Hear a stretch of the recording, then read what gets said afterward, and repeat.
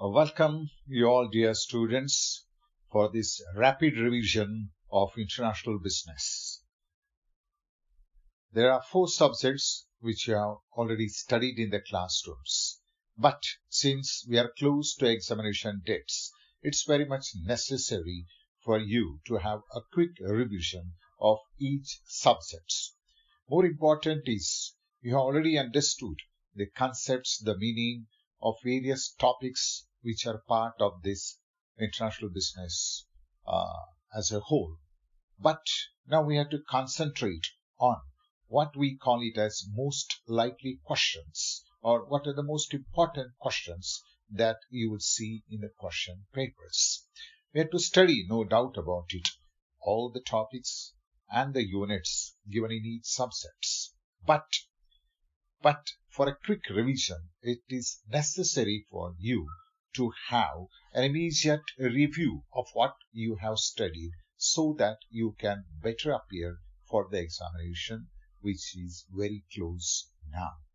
As I have been repeatedly telling you in the classrooms, the questions, whatever may the subjects, are always different, but answer remain the same. Once you have understood the meaning and the complete concepts of the topics given under each subject, you should have no problem in answering the questions which may appear before you in any form. That is there. Another thing which in the beginning only I want to bring it to your notice, that the pattern of the question paper is revised for the last 3 years by the university. Accordingly, there are questions which carry 10 marks, 20 marks, 15 marks, and 30 marks. There are instructions for each questions that the answer should be given in limited words, maybe 50, 250, 300. Like that, there are restrictions on the words which should form the part of your answer. You always have to remember, you should always follow the instructions given in the question papers. Writing too long an answer to a question doesn't mean that you will get good marks. Long and lengthy answers to a question which expects a point-wise answer is not correct approach, because it will not give you. So, writing a long and lengthy answers to a question doesn't mean that you will get more marks. What you have to concentrate or keep it in mind is your answer should focus on what is asked in the question, and you must have that strategy, that skill, that technique to give in those limited words or number of sentences which the examiner expects from you. So keep it in mind. Keep your answer point-wise. Make paragraphs and try to explain the question in your own words if possible. If it is not necessary that you should remember what the textbook carries, once you have understood the concepts and you develop an ability to answer in your own words, that also could form a good answer. Now let us start with one subject, that is international marketing and management. In these subjects there are total 6 units. The number 1 unit is Introduction to Marketing and Management. The second is International Marketing Environment. The third is Modes of Entering Overseas Markets. The fourth is Organization and Control. Fifth is Development of Marketing Mix for Goods and Services. And the last 6th unit is about Marketing Logistics. Under each unit there are various topics. Now, in each we will have separate session for each unit. That is in total 6 sessions. And we will concentrate only on what we think is the most likely question, so that the answer which we will discuss would enable you to give, let the question be in any form on this particular unit. Now, under unit number 1, as it titles as Introduction to Marketing and Management, what are the topics, definitions, meaning, and concepts of marketing and international marketing? Basic concepts of marketing and selling.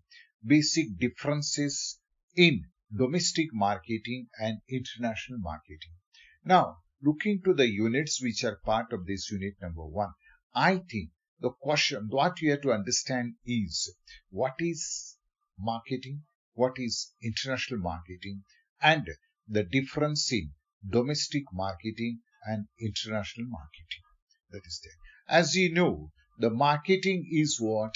It is understanding the wants, the needs, and the requirements of the customers and satisfying those needs, those wants, and requirements of the customers better than any other competitors. That is the simplest understanding and meaning of the marketing.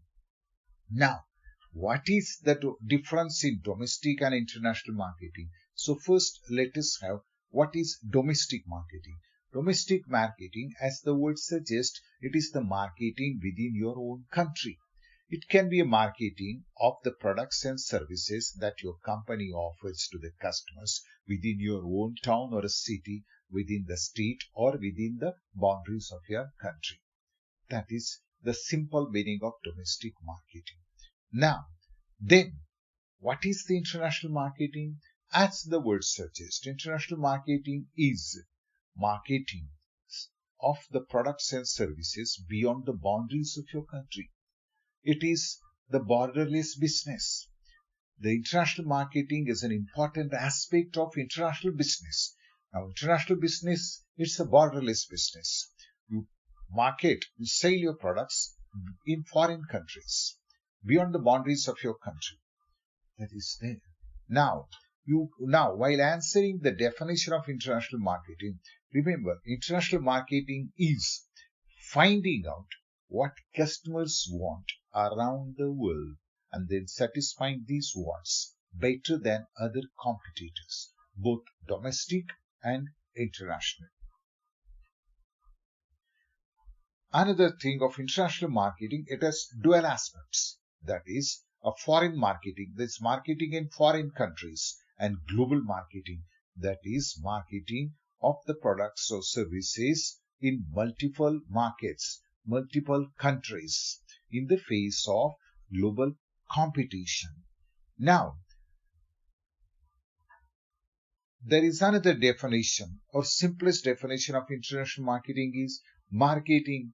International marketing is that it is the marketing function of multinational companies, because multinational companies or international companies or global companies form the maximum part of international business. So in simplest words, it is defined, it is the marketing function of multinational companies. Then there is another definition. International marketing or global marketing is the process of focusing the resources, that is manpower, money, and material and machinery.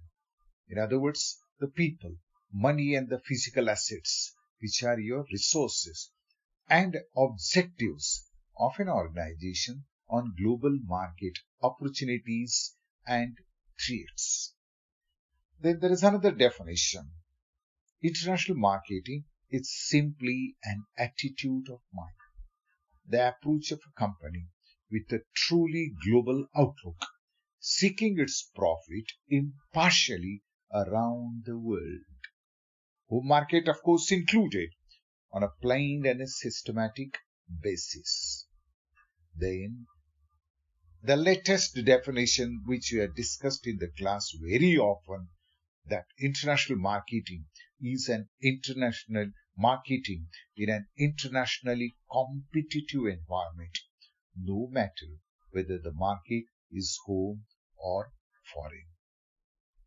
So that is how you explain what is domestic marketing and international marketing in these simple words initially. Then in this question you can always add that the most important or the fundamental fact about marketing is that it is a universal discipline. Means the principle is applicable throughout the world, because they want, whether you are marketing domestically, that is whether in India, or for the customers in foreign countries like USA or UK or anywhere in the world, they want to understand the needs, the wants and the requirements of the customers. Domestic marketing, you try to understand it from your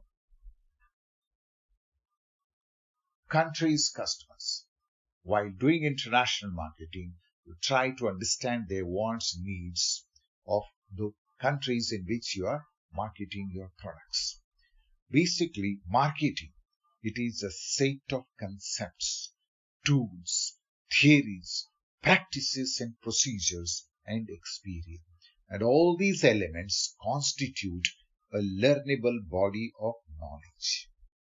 Although the marketing discipline is universal, markets and customers are quite differentiated, meaning marketing practice must vary from country to country. Each person is unique, and therefore each country is unique. And this reality of differences means that we cannot always apply experience from one country to another. If the customers, competitors, channels of distribution and available media are different, it may be necessary to change your marketing plan.